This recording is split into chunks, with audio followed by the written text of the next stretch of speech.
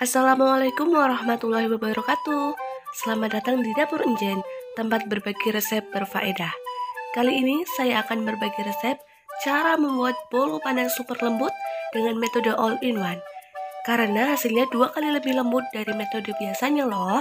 Yuk langsung saja disimak videonya sampai habis. Jangan di-skip ya.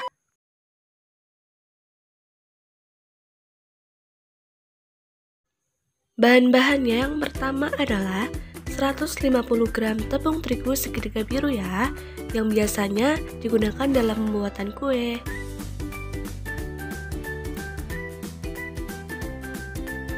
Yang kedua ada 4 butir telur ayam segar tentunya ya.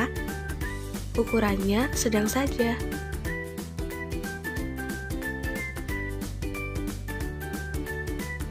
Selanjutnya ada 120 gram gula pasir,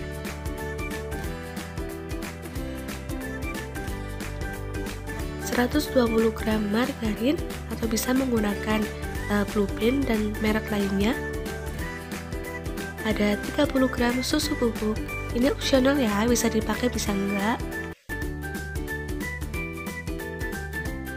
Ada ovalet atau pelembut, biasanya saya pakai ovalet. Kalau misalnya bunda-bunda mau pakai TBM atau SP juga nggak apa-apa.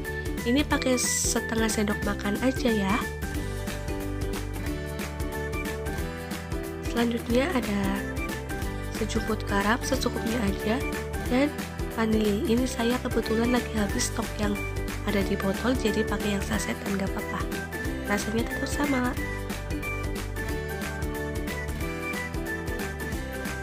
Ini ada pasta pandan. Biasanya saya pakai merek ini ya. Selanjutnya ada pewarna makanan, warna hijau dan warna merah. Ini digunakan untuk menghias nanti ya, di akhir.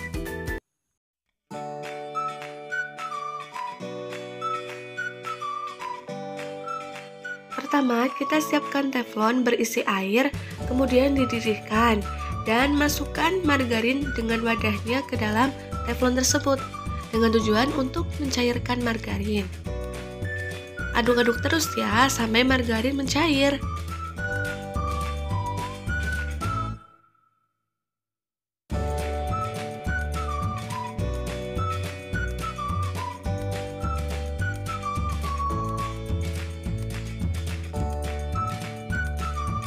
Nah, ini sudah mulai mencair ya teman-teman.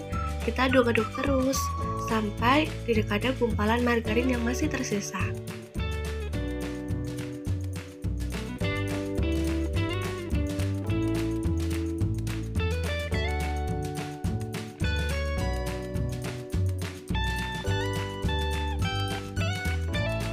Setelah margarin mencair, kemudian kita angkat dan sisihkan.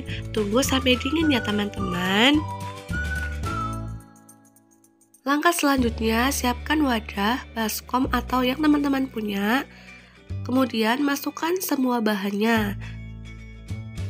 Karena kita menggunakan metode all-in-one ya, jadi semua bahannya kita masukin di awal, lalu kita mixer. Keunggulan dari metode all-in-one ini, kita dapat mendapatkan tekstur kue yang super lembut, moist, dibandingkan kita menggunakan metode pada biasanya ya teman-teman.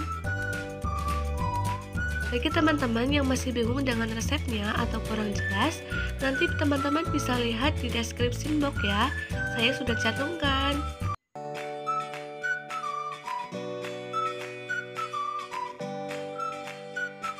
Untuk penggunaan pelembut, saya menggunakan ovalet ya teman-teman. Jika di rumah teman-teman adanya SP atau TBM, teman-teman juga bisa pakai. Fungsinya sama kok.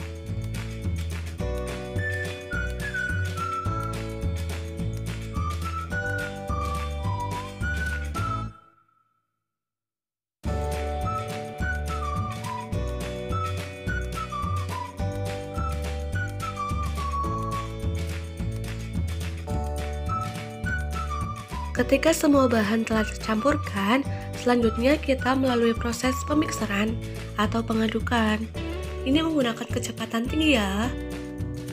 dengan tujuan agar lebih cepat tercampur dan adonannya cepat kalis.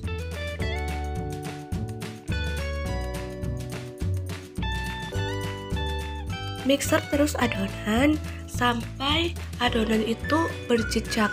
Berjejak itu kayak ketika kita mengangkat mixernya meninggalkan jejak pada adonan tersebut.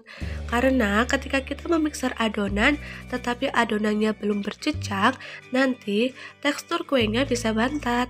Ingat teman-teman ya, ini tips yang sangat penting dalam pembuatan kue. Nah, ini adonannya sudah berjejak ya teman-teman, sudah meninggalkan jejak pada adonan. Selanjutnya kita matikan mixer dan sisihkan adonan. Selanjutnya kita ambil margarin yang sudah dicairkan tadi, lalu kita tuang ke dalam adonan semuanya ya, jangan sampai ada yang tersisa. Kita sisihkan mixer dan mulai mengaduk dengan spatula atau apapun yang teman-teman punya. Tujuan mengaduk menggunakan spatula agar adonan itu tidak terlalu lama mengalami pengadukan menggunakan mixer, sehingga adonan tidak mengempis ketika dipanggang. Pastikan teman-teman mengaduk adonan dengan rata ya, jangan sampai ada endapan margarin yang tersisa, karena hal tersebut akan mempengaruhi pada tekstur hasil akhir nantinya.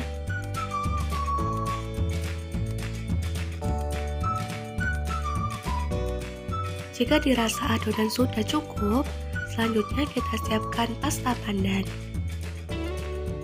Kita tuangkan sedikit saja ya, sesuai dengan feeling teman-teman. Kita aduk sampai rata.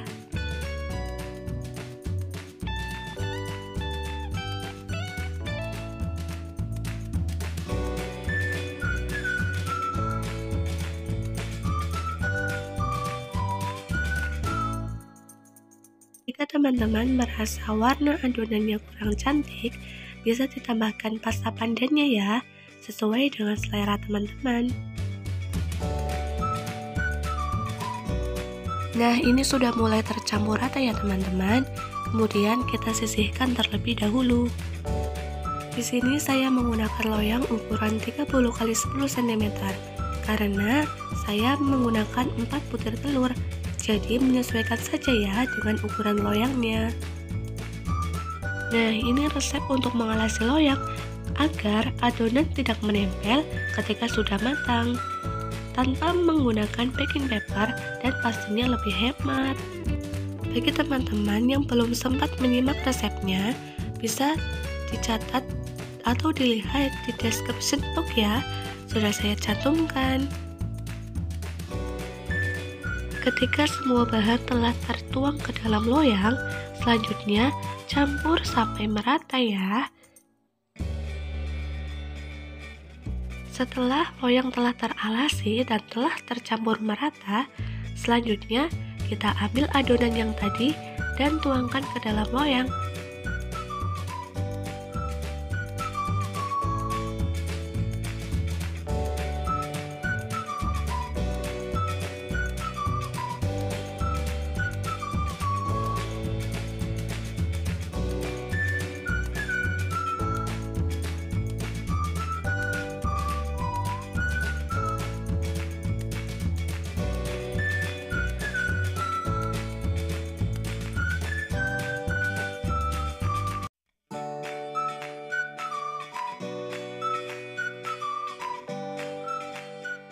Ketika semua adonan telah tertuang, selanjutnya kita hentak-hentakan loyangnya agar udara yang ada di dalam adonan dapat keluar, sehingga ketika adonan dipanggang tidak mengempis dan hasilnya tetap terlihat lebih cantik.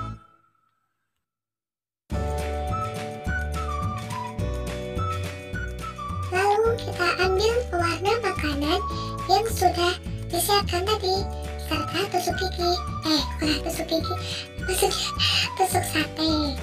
Lalu ini adalah adonan yang sudah saya masukkan ke dalam mangkuk kecil agar lebih mudah ya teman-teman. Lalu kita buka tutupnya dan kita masukkan sedikit saja ya.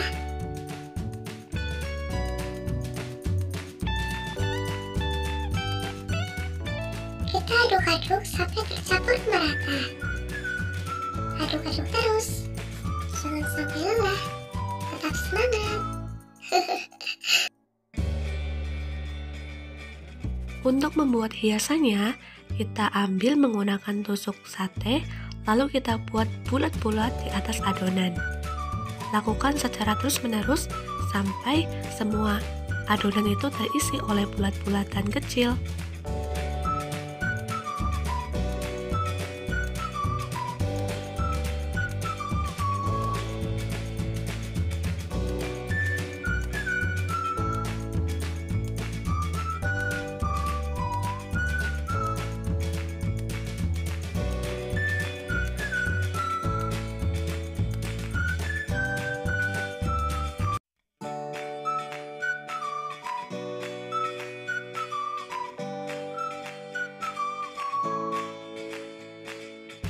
Terus membulat-bulatkan sampai selesai. Disinilah proses yang menurut saya paling lama untuk menghias kuenya. Tetapi tenang aja teman-teman, nanti hasil akhirnya akan terlihat sangat cantik.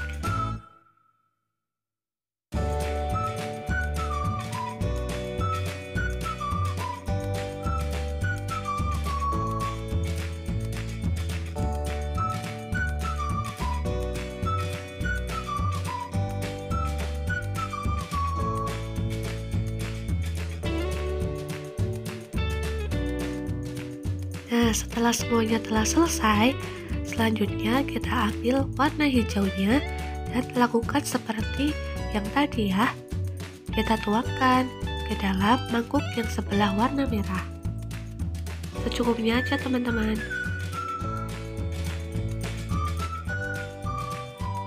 Aduk-aduk menggunakan tusuk sate. Ini menggunakan tusuk sate yang berbeda ya, agar warnanya tidak tercampur. Lalu setelah tercampur, kita buat aksen di bawah lingkaran yang tadi. Seperti ini ya teman-teman. Lakukan secara terus-menerus sampai selesai.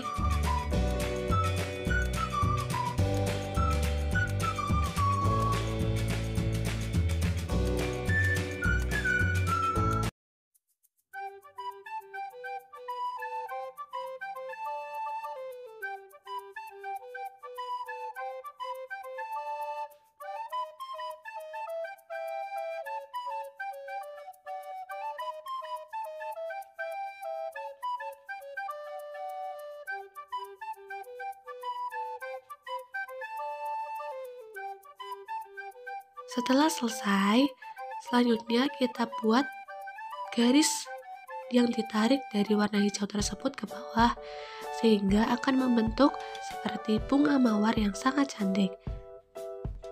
Nah, ini hasilnya. Siap kita panggang.